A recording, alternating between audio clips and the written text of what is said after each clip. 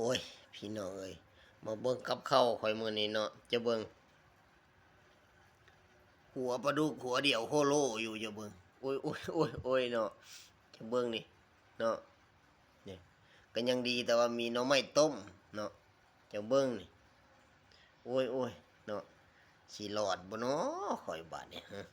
มันคือบ่เป็นจังซี่บาดนี่โอ้ยโอ้ยโอ้ยโอ้ยโอ้ยโตมันกินเบิดแล้วเหลือแต่หัวมันจะเบิ่งนี่นอนโคโลอยู่จะเบิ่งนี่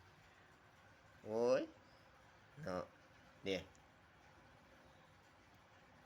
โอ้ยโอ้ยโอ้ยเนาะชีวิตข่อยนี่คือเป็นจังซี่บาดนี่เนาะสิไปรอดนำเพิ่นอยู่บ่เนาะเป็นจังซี่โอ้ยจะแม่นนายคักบาด